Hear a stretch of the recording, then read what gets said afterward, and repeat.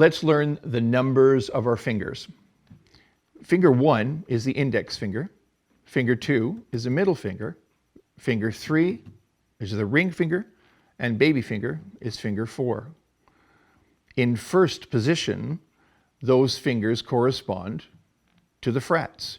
Fret 1, fret 2, fret 3, and fret 4.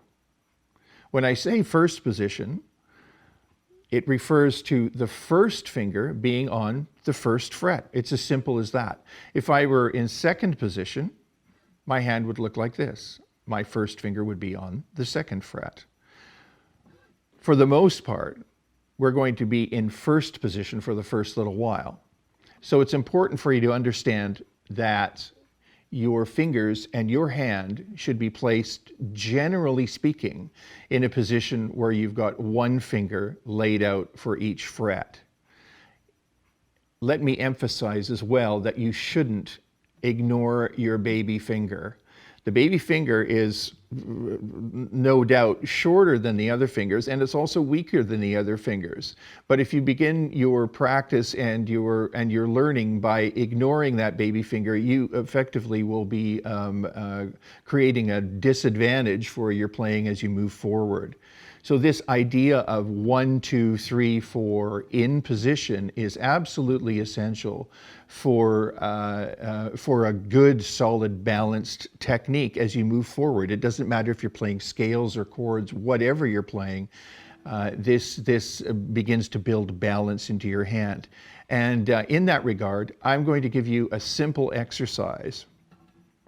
Just start with your low E string and play each one of the frets or the notes on those frets on that low E string in first position.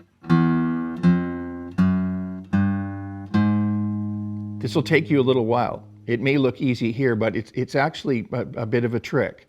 And then we're going to do exactly the same thing on string 5. 4, just 1, 2, 3, and 4. Exactly the same thing on string 4. For the time being, you don't have to worry about being in time. Just get these sounds and start using that baby finger. On string 3, remember this. Play only 3 notes on the 3rd string, and we'll talk about why later. It has to do with the way the guitar is tuned. And then back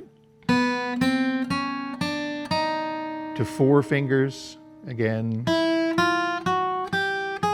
to 4 fingers. Now let me play this scale for you. We can give it a name as well. It's called an E chromatic scale, meaning that, chromatic meaning we're playing all of the notes. Think of being at a piano.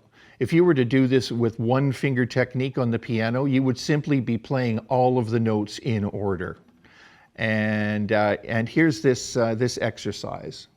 Always in first position with our first finger on the 1st fret, and we just work our way through each of the strings.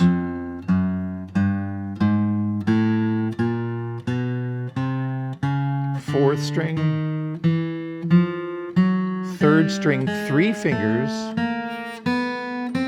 2nd string, 1st string. You can do the reverse of exactly the same thing to the open string, to the open string, all the way down each of the strings until you get back down to the bottom. The name of that scale is an E chromatic scale, just to so you remember that. What I'm doing is simply playing all of the notes. I'm doing that in position.